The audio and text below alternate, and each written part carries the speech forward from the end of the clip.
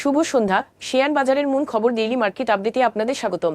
সূচক 14.75 পয়েন্ট বা 0.27% হারিয়ে 5,471 পয়েন্টে নেমে এসেছে। বাজার লেনদেনের পরিমাণ ছিল 890 কোটি টাকা, যা আগের কার্যদিবসের তুলনায় 2.39% কম।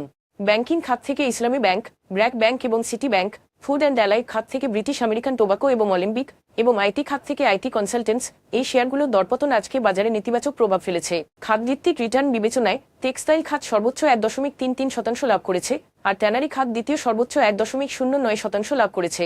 অপরদিকে ব্যাংকিং খাত আজকে সর্বোচ্চ 1.74% ক্ষতির মুখে পড়েছে। আজকের শীর্ষ 20 দরপতন হওয়া কোম্পানির মধ্যে 6টি ব্যাংক, 3টি ব্যাংক বহির্ভূত আর্থিক প্রতিষ্ঠান এবং 3টি টেক্সটাইল কোম্পানি রয়েছে। আজকের শীর্ষ লাভজনক কোম্পানির মধ্যে ছিল Pragati life insurance, Malek spinning mills এবং রহিমা ফুড কর্পোরেশন। অন্যদিকে ডমিনেস steel building systems, standard bank এবং ইসলামী ব্যাংক বাংলাদেশ ছিল সর্বোচ্চ দরপতন হওয়া শেয়ার। এসব কোম্পানির মূল্য পরিবর্তনের জন্য কোনো মূল্য সংবেদনশীল তথ্য প্রকাশিত হয়নি।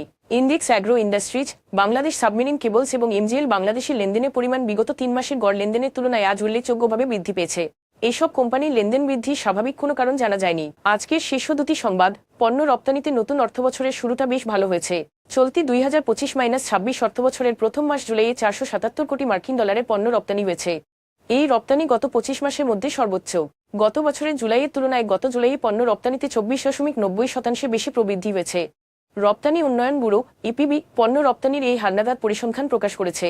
রপ্তানিকারকরা মনে করছেন, ঈদের লম্বা ছুটি পরে মাস হওয়া ও যুক্তরাষ্ট্রের বর্ধিত শুল্ক অনিশ্চয়তায় জুলাইয়ে শিপমেন্টের চাপ থাকা এই মাসে রপ্তানিতে এত বেশি প্রবৃদ্ধি হয়েছে। এই উল্লেখযোগ্য অগ্রগতি নতুন অর্থবছরের শুরুতে রপ্তানি খাতের উজ্জ্বল ভবিষ্যৎ এবং বাণিজ্যের ইতিবাচক প্রবৃদ্ধি অব্যাহত থাকবে বলে ধারণা করা হচ্ছে। বিদেশি অর্থায়নের আরও কার্যকর ব্যবহার নিশ্চিত করতে সরকার নতুন বৈদেশিক ঋণ গ্রহণের ক্ষেত্রে মন্ত্রণালয় ও বিভাগগুলোর জন্য একাধিক পূর্বশর্ত জারি করেছে। কারণ বিদ্যমান প্রকল্পগুলোর অর্থ সঠিকভাবে ব্যয় করতে ব্যর্থ হয়েছে অনেক মন্ত্রণালয়। নতুন কাঠামো অনুযায়ী ঋণ কার্যকর হওয়ার আগে মন্ত্রণালয়গুলোকে জমি অধিগ্রহণ, পুনর্বাসন পরিকল্পনা জমা, উপাদান ভিত্তিক ব্যয় নির্ধারণ এবং দরপত্রের খসড়া চূড়ান্ত করার মতো প্রস্তুতিমূলক কাজ সম্পন্ন করতে হবে। এই পদক্ষেপের মাধ্যমে প্রকল্প বাস্তবায়নের শৃঙ্খলা, জবাবদিহিতা এবং কার্যক্ষমতা বাড়ানোর লক্ষ্য নেওয়া হয়েছে, যা ভবিষ্যতে উন্নয়ন কার্যক্রমকে আরও ফলপ্রসূ করে তুলবে। আজ এ পর্যন্তই, ধন্যবাদ।